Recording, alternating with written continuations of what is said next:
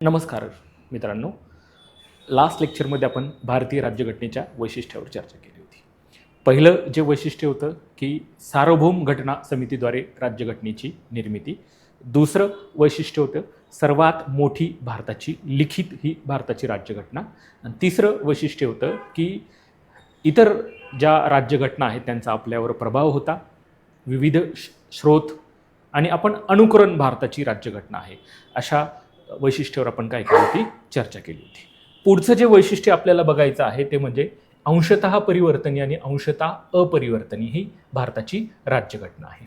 अंशतः परिवर्तनीय आणि अपरिवर्तनीय म्हणजे काय, तर परिवर्तनीय राज्यघटना म्हणजे काय, तर ब्रिटनची जी राज्यघटना आहे त्यामध्ये कुठल्याही स्वरूपाची कलम नाहीये म्हणून ती परिवर्तनीय राज्यघटना म्हणतो ती. आणि अपरिवर्तनीय राज्यघटना म्हणजे काय, तर अमेरिकेमध्ये 7च कलम आहे, त्याच्यामध्ये जर बदल करायचा असेल तर सहजासहजी बदल होऊ शकत नाही म्हणून ती अपरिवर्तनीय आहे. आपल्या राज्यघटनेचं वैशिष्ट्य काय आहे की अंशतः परिवर्तनीय आणि अंशतः अपरिवर्तनीय. म्हणजे राज्यघटनामध्ये जो बदल करायचा आहे त्या बदल कशा पद्धतीने करायचा आहे त्याच्यावरून ती लवचिक आणि ताठरता ही ठरते. तर आपल्याकडे ह्या दोन्हीचा मेळ आहे. आपल्याकडे कशा पद्धतीचा मेळ आहे, तर काही जर बदल करायचे असतील भारतीय राज्यघटनेमध्ये तर ते सहज बदल होऊ शकतात, साध्या बहुमताने होऊ शकतात. काही जर बदल करायचे असतील तर त्याच्यासाठी अवघड आहे. जसं की फंडामेंटल राईट्समध्ये काही चेंजेस करायचे असतील तर विशेष बहुमताची काय असते, आवश्यकता असते. आणि विशेष बहुमत प्लस निम्म्या राज्यांची काय असते, साध्या बहुमताची संमती असते. तर त्याला आपण विशेष बहुमताद्वारे पण आपण काय म्हणतो, घटनेमध्ये दुरुस्ती करता येऊ शकते. जसं की राष्ट्रपतीची निवडणूक आहे, केंद्र आणि राज्य सरकारच्या एक्झिक्युटिव्ह स्वरूपाचे अधिकार आहे, त्याच्यामध्ये जर बदल करायचा असेल तर विशेष बहुमत प्लस निम्म्या राज्यांची काय असते, संमती असते. बघा थोडक्यात आपलं वैशिष्ट्य काय आहे, तर अंशतः परिवर्तनीय आणि अंशतः अपरिवर्तनीय. त्यालाच आपण काय म्हणू की लवचिकता आणि ताठरता या दोन्हींचं एकत्रीकरण आपल्या घटनेमध्ये आहे का, तर घटनेमध्ये. म्हणून आपल्या घटना दुरुस्तीचे एकूण सर्वसाधारण पद्धतीने किती प्रकार पडतात, तर 3 प्रकार. म्हणजे काय, संसदेच्या साधे बहुमतामध्ये म्हणजे संसदेच्या दोन्ही सभागृहामध्ये लोकसभा आणि राज्यसभेमध्ये साध्या बहुमताने जर ठराव पारित केला तर काय होऊ शकते, घटनेमध्ये दुरुस्ती होऊ शकते. जसं की नवीन राज्याची काय करायची, निर्मिती करायची, त्याची सीमा बदलायची असेल, पगार भत्ते असे काही ठरवायचं असेल तर त्याच्यासाठी साध्या बहुमताची काय असते, गरज असते. दुसरं जे सांगितलंय की दुरुस्ती करायची असेल तर संसदेच्या विशेष बहुमताने. म्हणजे संसदेच्या विशेष बहुमताने काय आहे की 2/3 बहुमताने काय असलं पाहिजे, सभागृहामध्ये काय केलं पाहिजे, ठराव पारित जर झाला दोन्ही सभागृहामध्ये तर काय केलं जातं की विशेष बहुमताने दुरुस्ती केली जाते. आणि संसदेच्या विशेष बहुमत प्लस निम्म्या घटक राज्यांच्या काय आहे की साध्या बहुमताने अशा पद्धतीने आपल्याकडे काय केलं जातं, घटना दुरुस्तीची काय केली जाते, दुरुस्ती करता येते. म्हणजेच याला सर्वसाधारण पद्धतीने असं म्हणू शकतो आपण की 368 अंतर्गत आणि 368च्या बाहेर.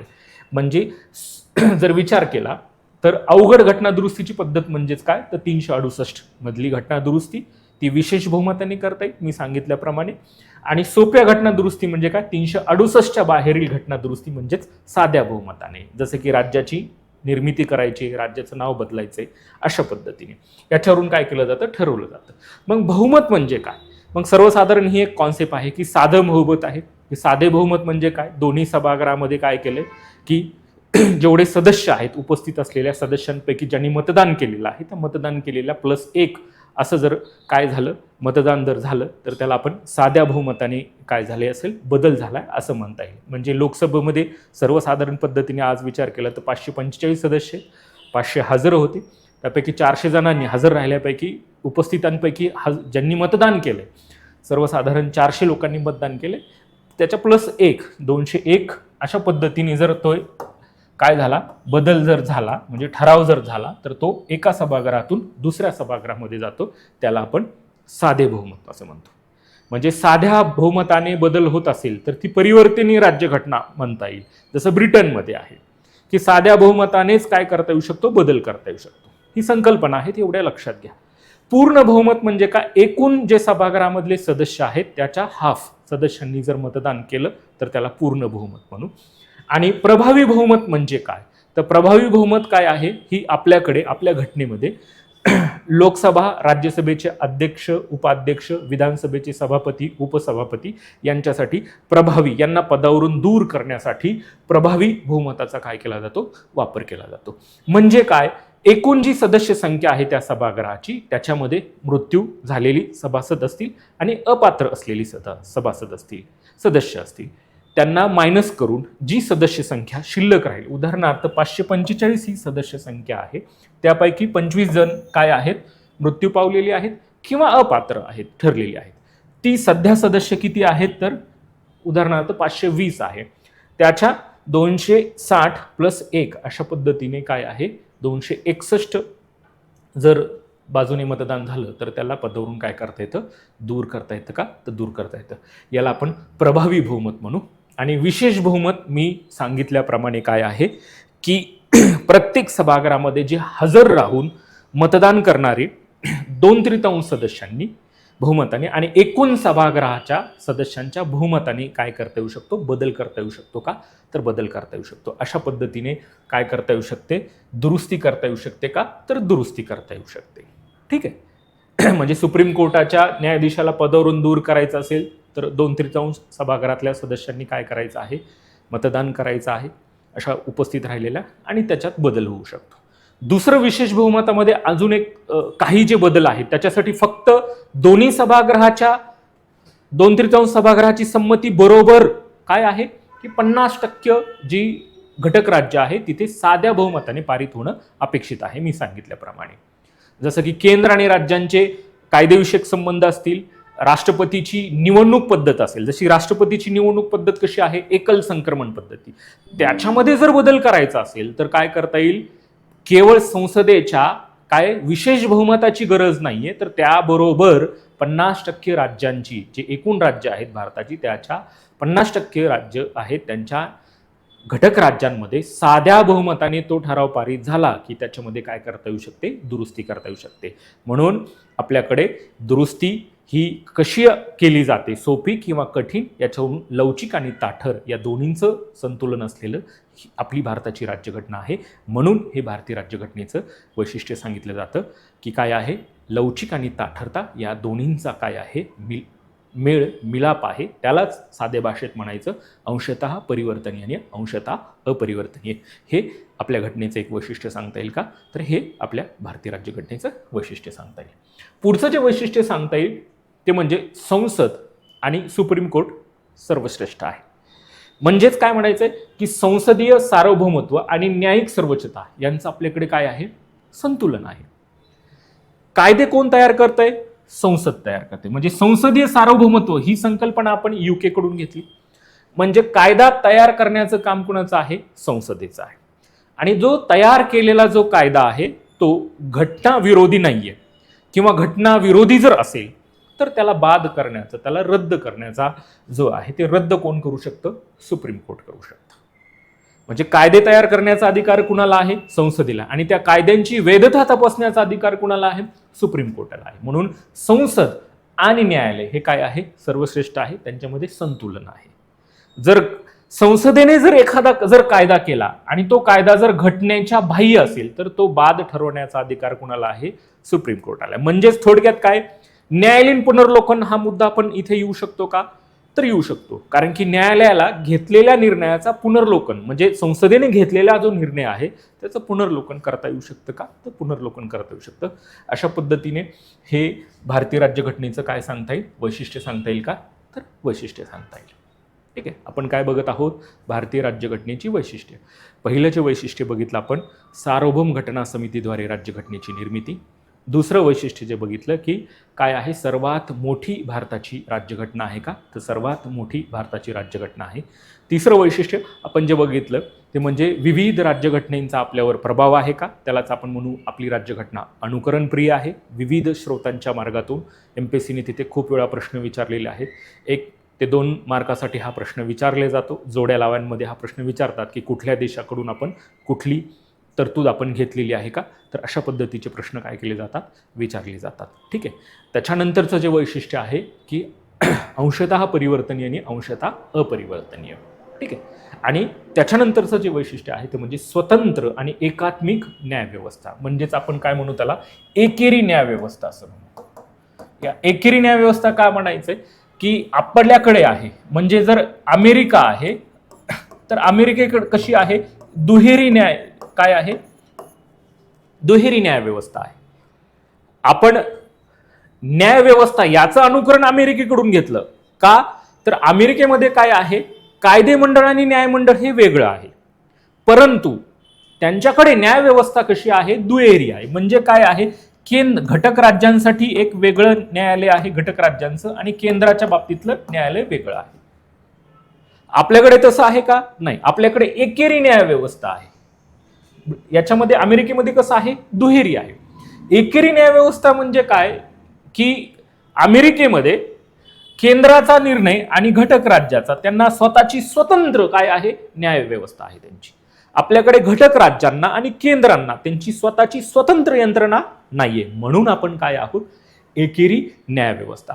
म्हणजे एक लक्षात घ्यायचंय की कनिष्ठ न्यायालयाने दिलेला निर्णय लक्षात घ्यायचंय की तो जिल्हा न्यायालय जर मान्य नसेल तर तुम्ही जिल्हा न्यायालयाकडे जाऊ शकता, जिल्हा न्यायालयाचा निर्णय जर मान्य नसेल तर तुम्ही हायकोर्टाकडे जाऊ शकता, आणि हायकोर्टाचा निर्णय मान्य नसेल तर तुम्ही काय करू शकता, सुप्रीम कोर्टामध्ये जाऊ शकता. आणि सुप्रीम कोर्टाचा निर्णय हा अंतिम निर्णय असतो, आणि हा अंतिम निर्णय म्हणजे आपल्याकडे यालाच एक प्रकारची काय आहे, श्रृंखला आहे का, तर ही श्रृंखला आहे. म्हणून आपल्याकडे कार्यकारी मंडळ आणि कायदे मंडळापासून न्यायव्यवस्था काय आहे, वेगळी आहे, आणि सुप्रीम कोर्टाचा निर्णय काय असेल, अंतिम असेल. यालाच आपण कुठली व्यवस्था म्हणू, एकेरी न्यायव्यवस्था म्हणू का, तर एकेरी न्यायव्यवस्था आहे.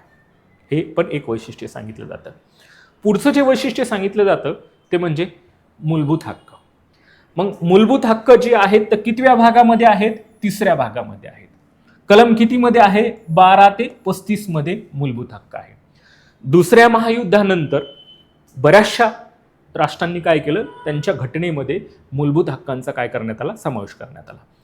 खूप साऱ्या राष्ट्रांनी राज्यघटना पण काय करण्यात आल्या, तयार करण्यात आल्या, पण विशिष्ट देशांच्याच राज्यघटना आजपर्यंत काय राहिल्या, टिकून राहिल्या. बाकीच्या राज्यघटनेचा शेवटपर्यंत त्याचा उल्लेख पुढे आपल्याला दिसत नाही. आपल्या घटनेमध्ये काय की मूलभूत हक्क ही समाविष्ट करण्यात आली. आता त्याचा प्रभाव 1948चा जो जाहीरनामा होता मानवी हक्काचा, त्याचा पण आपल्याकडे प्रभाव दिसून येतो. वेगवेगळ्या स्वरूपाचा प्रभाव आहे. आपल्याकडे मूलभूत हक्क हे भाग 3 मध्ये कलम 12 ते 35 मध्ये त्याचा समावेश करण्यात आला. मग ही जी हक्क आहेत, ही हक्क सर्व नागरिकांना आहेत का, तर सर्व नागरिकांना आहेत. पण सर्व परकीयांना आहेत का, तर नाही, बंधन आहेत, सर्व परकीयांना नाही आहेत. म्हणजे परकीय व्यक्तीला काय करता येऊ शकतं, त्याच्यावर बंधनं टाकलीत का, तर घटनेने बंधनं टाकलीत. मग नागरिकांवर पण बंधनं, म्हणजे एक विचार केला तर हक्क आहेत परंतु ती अमर्यादा आहेत. म्हणजे एक लक्षात घ्यायचं, अमर्यादित आहेत का, तर नाही, त्याच्यावर मर्यादा आहे. लक्षात घ्यायचं की शासन आणि व्यक्तीच्या विरोधात उपलब्ध आहेत, फंडामेंटल राईट्स, न्यायप्रविष्ट आहेत. हे वैशिष्ट्य आहे. जर उल्लंघन झालं तुमच्या फंडामेंटल राईट्सचं तर तुम्ही न्यायालयामध्ये काय करू शकता, दाद मागू शकता का, तर दाद मागू शकता. हे भारतीय राज्यघटनेचं काय सांगतं, वैशिष्ट्य सांगतं. मूलभूत हक्क ती अमर्याद नसून म्हणजे मर्यादित आहेत नागरिकांना. ठीक आहे, अमर्याद म्हणजेच मर्यादित आहेत, म्हणजे कशामध्ये आहेत, कलम 12 ते 35 मध्ये आहेत. ठीक आहे, त्याच्यावर पर्याप्त बंधनं आहेत. ठीक आहे, आणि काही कलम असे आहेत की इमर्जन्सी आणीबाणीच्या दरम्यान पण स्थगित होत नाहीत. कलम 20 आणि 21. कलम 20 काय, जोपर्यंत कुठलाही गुन्हा सिद्ध होत नाही त्या गुन्ह्याची शिक्षा भोगावी लागत नाही, आणीबाणी असो किंवा नसो. आणि कलम 21 जीविततेचं रक्षण. भाग 3 मध्ये आपण सविस्तर स्वरूपामध्ये या मुद्द्यांचा विचार करू. फक्त आपल्याला इथं प्राथमिक स्वरूपामध्ये वैशिष्ट्य बघायचं आहे की मूलभूत हक्क यांचा समावेश भाग 3 मध्ये कलम 12 ते 35 मध्ये काय करण्यात आलेला आहे, समावेश करण्यात आलेला का, तर समाविष्ट करण्यात आला आहे. बरोबर आहे. एकूण मूळ घटनेमध्ये 7 हक्क होती, नंतर ते एक संपत्तीचा हक्क 44व्या घटनादुरुस्तीने रद्द करण्यात आला. प्रमुख 6 स्वरूपाचे मूलभूत हक्क आपल्याकडे आहेत का, तर मूलभूत हक्क आहेत. समानतेचा हक्क आहे एक बघत असताना आपल्याला, स्वातंत्र्याचा हक्क आहे, शोषणाविरुद्धचा हक्क आहे, धार्मिक स्वातंत्र्याचा हक्क आहे, अल्पसंख्यात्मक समाजाला शिक्षण संस्था स्थापन करण्याचा त्याचाही हक्क आहे, घटनात्मक उपाययोजनेचा हक्क आहे, अशा सगळ्या मूलभूत हक्कावर आपल्याला सविस्तर स्वरूपामध्ये चर्चा करायची आहे. हे आपल्या भारतीय राज्यघटनेचं काय सांगितलं गेलं आहे, वैशिष्ट्य सांगितलं गेलेलं आहे. पुढचं जे वैशिष्ट्य सांगितलेलं आहे ते म्हणजे मार्गदर्शक तत्वे. म्हणजे काय, भविष्यात येणारे जी सरकार आहेत त्या सरकारांनी काय करावं, नागरिकांसाठी काय करावं, काही मार्गदर्शक तत्व दिलेली आहेत. ठीक आहे, आता ते न्यायप्रविष्ट नाही आहेत. म्हणजे काय, त्याचं जर उल्लंघन झालं तर न्यायालयामध्ये काय करता येत नाही, दाद मागता येत नाही. परंतु जे प्रशासन आहे त्यांच्यासाठी ती काय आहेत, मूलभूत आहेत. ठीक आहे, कलम 38 काय सांगतं, पाठीमागे राहिलेल्या समाजाला पुढे आणण्यासाठी काही मार्गदर्शक तत्व दिलेली आहेत. ते प्रत्येक प्रशासनाने शासन करत असणाऱ्यांनी काय करावं, त्याचं मार्गदर्शक तत्व डोळ्यासमोर ठेवून काय करावा, नागरिकांचा विकास करावा, हा त्याच्या पाठीमागचा उद्देश आहे. ते पण आपल्याला भाग 4 मध्ये कलम 36 ते 51 मध्ये मार्गदर्शक तत्वांचा समावेश आहे. म्हणजे गांधीवादी कुठला आहे, समाजवादी कुठला आहे, उदारमतवादी कुठला आहे, ही सगळी आपल्याला तत्व जी आहेत ती तत्व आपल्याला, आर्थिक सामाजिक स्वरूपाची तत्व कुठली आहेत, या सगळ्या तत्वांचा आपल्याला इत्थंभूत पद्धतीने काय करायचं आहे, अभ्यास करायचा आहे. ठीक आहे, त्यानंतरचं जे वैशिष्ट्य येतं ते म्हणजे मूलभूत कर्तव्य, जे की मूळ घटनेमध्ये नव्हतं. म्हणजे ज्यावेळेस घटना लिहिण्यात आली त्यावेळेस मूलभूत कर्तव्यांचा समावेश होता का, तर नाही. पुन्हा समाविष्ट करण्यात आला सुवर्णसिंह समितीच्या शिफारशीनुसार 1976ला इंदिरा गांधी यांच्या कालावधीमध्ये.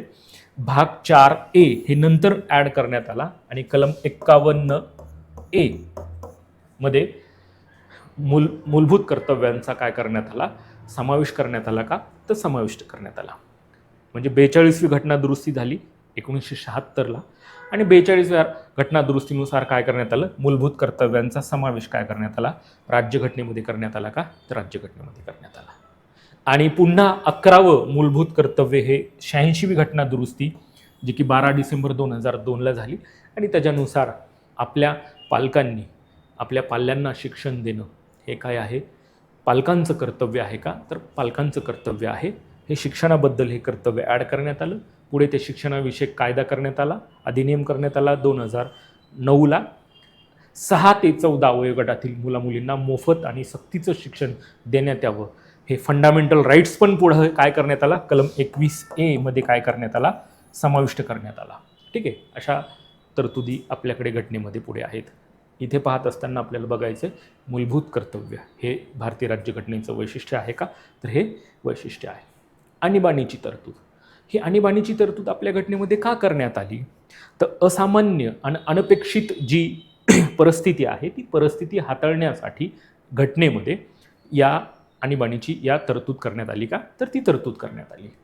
मग राष्ट्रपतीसाठी तरतूद जर विचार केलं तर की कुठे आहे आणीबाणीची तरतूद, भाग 18 मध्ये कलम 352 ते 360 मध्ये इमर्जन्सीची तरतूद आहे का, तर इमर्जन्सीची तरतूद आहे.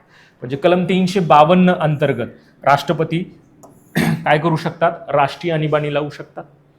356 अंतर्गत राष्ट्रपती राजवट जी आहे ती राज्यांसाठी लागू शकते. 360 नुसार आर्थिक आणीबाणी करता येऊ शकते, लागू करता येऊ शकते राष्ट्रपतींना, भारतात आतापर्यंत लागली नाही. कलम 365 अंतर्गत केंद्राचे निर्देशन पाळण्यामध्ये, केंद्राने दिलेले आदेश आहे ते पाळण्यामध्ये जर राज्य सरकार अपयशी ठरलं तर राज्यपालांनी शिफारस केल्यानंतर तिथे काय करता येऊ शकतं, 365 अंतर्गत इमर्जन्सी लागू करता येऊ शकते का, तर लागू करता येऊ शकतं. म्हणजे ज्यावेळेस इमर्जन्सी असेल त्यावेळेस आपली व्यवस्था ही एकात्मिक असेल, केंद्र स्वरूपामध्ये राष्ट्रपतीच्या नावाने काय केलं जाईल, राष्ट्रीय आणीबाणी असेल तर राष्ट्रपतीच्या नावाने कारभार चालला जाईल. राज्यामध्ये जर लागू झाली तरी राष्ट्रपतीच्या अंतर्गत राज्यपाल हा त्याचा प्रतिनिधी असेल आणि पूर्णतः नियंत्रण राष्ट्रपतीचं असेल. अशा पद्धतीचं इमर्जन्सी काय करता येऊ शकते, लागू करता येऊ शकते. कशासाठी, तर असामान्य आणि अनपेक्षित ज्या काय आहे परिस्थिती आहे, अशी परिस्थिती निर्माण झाल्यानंतर याचा काय करता येऊ शकतो, वापर करता येऊ शकतो का, तर वापर करता येऊ शकतो. अशा पद्धतीचं तरतूद ही घटनेमध्ये आहे. म्हणून इमर्जन्सी हे भारतीय राज्यघटनेमध्ये वैशिष्ट्यांमध्ये, प्राथमिक वैशिष्ट्यांमध्ये आपल्याला सांगता येऊ शकतं का, तर सांगता येऊ शकतं. ठीक आहे, त्याच्यानंतरचं एकेरी नागरिकत्व हे भारतीय राज्यघटनेचं काय आहे, वैशिष्ट्य आहे. भारतामध्ये आपल्याकडे एकेरी नागरिकत्व आहे. म्हणजे भारत हा भारतामध्ये जन्माला आलेला व्यक्ती हा भारताचा काय आहे, नागरिक आहे. तो राज्यामध्ये जन्माला आलाय म्हणून राज्याचा नागरिक आहे का, तर नाही. म्हणजे राज्याचा तो रहिवासी असू शकतो. जसं जर विचार जर केला तर अमेरिकेमध्ये दुहेरी नागरिकत्वाची तरतूद जशा घटक राज्यांचं पण नागरिकत्व आहे आणि सेंट्रलच्या स्वरूपामध्ये पण आहे. पण भारतामध्ये का करण्यात आलं की आपल्याकडे एकेरी न्याय व्यवस्था, एकेरी नागरिकत्व, विविध स्वरूपाची भाषा असेल, धर्म असेल, जाती असेल, पंथ, परंपरा, ठीक आहे, याचा व्याप्त असल्यामुळे देशामध्ये राष्ट्रीय एकात्मता टिकवून ठेवण्यासाठी आपल्याकडे आपण एकेरी नागरिकत्व काय केलेलं आहे, स्वीकारलेलं आहे का, तर एकेरी नागरिकत्व स्वीकारलेलं आहे. आणि परदेशी नागरिकत्व स्वीकारल्यानंतर आपोआप भारताचं नागरिकत्व काय येतं, संपुष्टात येतं. म्हणून नागरिकत्व आपल्याकडे एकेरी आहे. केंद्र म्हणजे आपल्याकडे भारताचा नागरिक म्हणून भारताचं नागरिकत्व आहे. नागरिकत्व हे आपल्याला कलम 5 ते 11 मध्ये भाग 2 मध्ये सविस्तर स्वरूपामध्ये घटनेमध्ये त्याचा उल्लेख आहे का, तर आहे. आपल्याकडे एकेरी नागरिकत्व आहे. ठीक आहे. त्यानंतरचं जे वैशिष्ट्य सांगितलं जातं ते म्हणजे सार्वत्रिक प्रौढ मतदान पद्धती.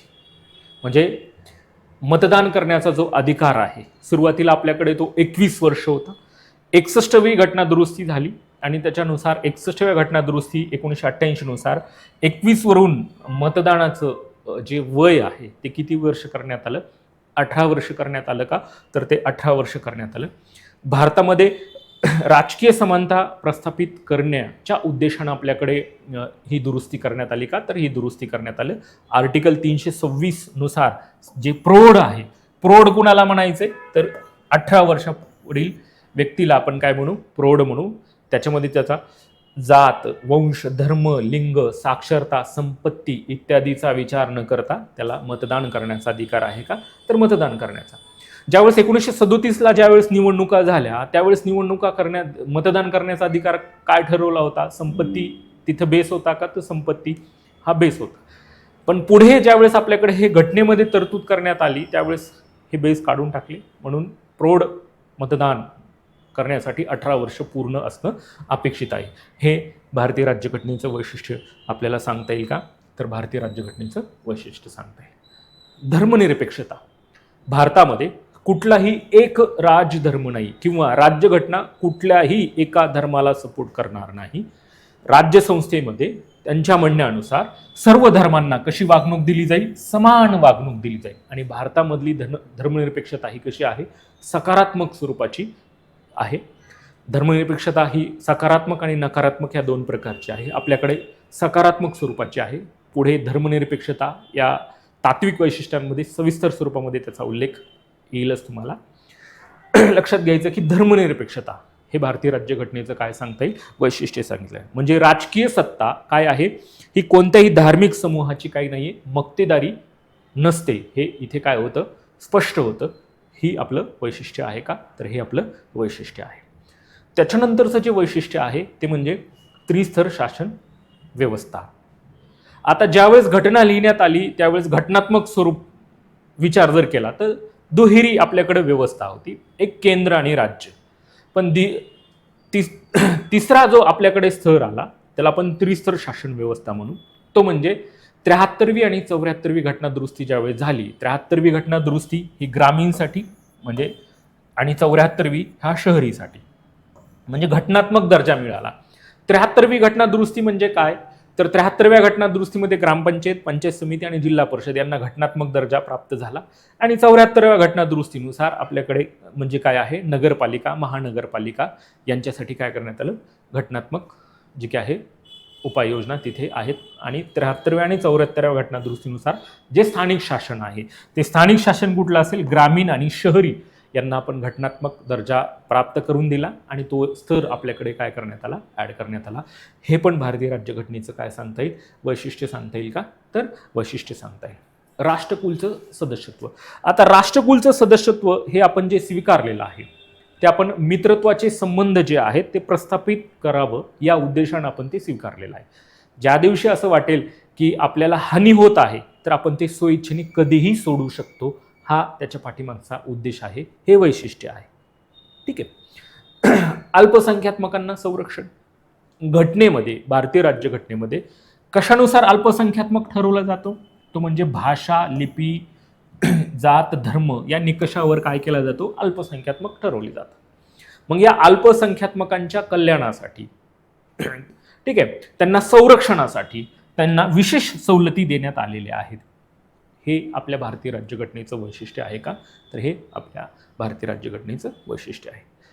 कल्याणकारी राज्याचं तत्वज्ञान म्हणजेच काय, कल्याणकारी योजना खूप साऱ्या पाठीमागं राहिलेल्या समाजाला पुढे आणण्यासाठी काय करायचंय, विविध विकासाच्या योजना, मग त्या वैयक्तिक स्वरूपामध्ये, व्यक्ती डेव्हलपमेंटच्या स्वरूपामध्ये, राज्याच्या डेव्हलपमेंटच्या उद्देशानं आपल्याकडे कल्याणकारी राज्याचं तत्वज्ञान आपल्याकडे सांगण्यात आलेलं आहे का, तर हे भारतीय राज्यघटनेचं काय सांगता येईल, वैशिष्ट्य सांगता येईल का, तर हे भारतीय राज्यघटनेचं काय वैशिष्ट्य सांगता येईल. ठीक आहे, ही अशा पद्धतीची भारतीय राज्यघटनेची वैशिष्ट्ये आहेत का, तर वैशिष्ट्य म्हणजे मुख्य स्वरूपामध्ये जर विचार जर केला तर आपल्याकडे जी वैशिष्ट्ये आहेत ती प्रमुख स्वरूपाची, ही प्राथमिक स्वरूपाची वैशिष्ट्ये आहेत. त्याच्यानंतर आपल्याला काही वैशिष्ट्ये जर सांगायचं म्हटलं तर प्राथमिक स्वरूपामध्ये पाहत असतानाची, जे की कायद्याची अधिसत्ता, म्हणजे कायदा सर्वांसाठी कसा असेल, समान असेल, कायद्याच्या पुढे कोणीही नसेल, हे पण भारतीय राज्यघटनेचं काय सांगता येऊ शकतं, वैशिष्ट्य सांगता येऊ शकतं. सामाजिक न्याय, समाज परिवर्तन, सामाजिक न्याय उपलब्ध करून द्यायचा आहे, मार्गदर्शक तत्वाच्या माध्यमातून द्यायचा आहे, फंडामेंटल राईट्सच्या माध्यमातून उपलब्ध करून द्यायचा आहे. त्याच्यामुळे समाजामध्ये काय करता येईल, परिवर्तन घडून आणता येईल का, तर परिवर्तन घडून आणता येईल, हे पण आपल्याला वैशिष्ट्य सांगता येऊ शकतं का, तर सांगू. आणि स्वतंत्र घटनात्मक संस्थांचा पण काय आहे, संस्था आहेत आपल्याकडे घटनेने केवळ कायदेमंडळ, ठीक आहे, आणि न्यायमंडळ एवढ्याच संस्था स्थापन न करता निवडणूक आयोग आहे, UPSC आहे, MPSC आहे, वित्त आयोग आहे, अशा विविध काय केलेल्या आहेत, संस्था स्थापन केलेल्या आहेत. त्यामार्फत पण काय करता येऊ शकतं, राज्यघटनेमध्ये आपल्याला बाकी इतर गोष्टीच्या डेव्हलपमेंटसाठी या संस्थांचा पण काय होतो, उपयोग होतो. म्हणून याही संस्थांचा समावेश करण्यात आलेला आहे का, तर याही संस्थांचा समावेश करण्यात आला आहे. आणि सहकारी संस्था, नागरिकांना सहकारी संस्था स्थापन करण्याचा अधिकार आहे का, तर हे पण भारतीय राज्यघटनेचं आपल्याला वैशिष्ट्य सांगता येईल. 97वी घटना दुरुस्ती 2011 नुसार नागरिकांना सहकारी संस्था स्थापन करण्याचा अधिकार आहे का, तर अधिकार आहे. अशी प्राथमिक स्वरूपाची आपल्याला खूप सारी वैशिष्ट्ये भारतीय राज्यघटनेमध्ये सांगता येतील का, तर सांगता येतील. म्हणजे कुठल्या स्वरूपाची वैशिष्ट्ये आहेत, ढोबळमानाने सांगितलं तर पुन्हा एकदा सांगतो की सर्वात म्हणजे सार्वभौम घटना समितीद्वारे राज्यघटनेची निर्मिती, सर्वात मोठी भारताची राज्यघटना, लिखित स्वरूपाची राज्यघटना आहे. विविध राज्यघटनेचा आपल्यावर प्रभाव आहे, म्हणजे आपण त्याला अनुकरणप्रिय म्हणू किंवा विविध स्रोतांकडून आपण घेतलेली आहे. अंशतः परिवर्तनी आणि अंशतः अपरिवर्तनी हे भारतीय राज्यघटनेचं वैशिष्ट्य आहे. एकेरी न्यायव्यवस्था, एकेरी नागरिकत्व, मूलभूत हक्क, मार्गदर्शक तत्व, ठीक आहे, मूलभूत कर्तव्य, ठीक आहे, धर्मनिरपेक्षता, प्रभावी केंद्र, त्रिस्तर, कल्याणकारी राज्य, अल्पसंख्यात्मकांसाठी काय करायचं आहे, संरक्षण करण्याच्या बाबतीमध्ये विविध संस्थांचा समावेश, अशा सगळ्या वैशिष्ट्यांना आपण काय म्हणू, प्राथमिक स्वरूपाची वैशिष्ट्ये म्हणू. ज्यांचं पाहता क्षणी अवलोकन होतं त्यांना आपण प्राथमिक वैशिष्ट्य असं म्हणू. म्हणून आयोगाने इथे पण प्राथमिक वैशिष्ट्याच्या बाबतीमध्ये पण आयोगाने प्रश्न विचारलेला आहे की प्राथमिक वैशिष्ट्य कुठलं, तात्विक वैशिष्ट्य कुठलं आणि पायाभूत वैशिष्ट्य एकदा असाही प्रश्न, खालीलपैकी कुठलं पायाभूत वैशिष्ट्य आहे, अशा पद्धतीचे प्रश्न आयोगाने इथे विचारलेले आहे. म्हणून आपण या मुद्द्यावर काय केलेले आहे, चर्चा केलेली आहे का, तर चर्चा केलेली आहे.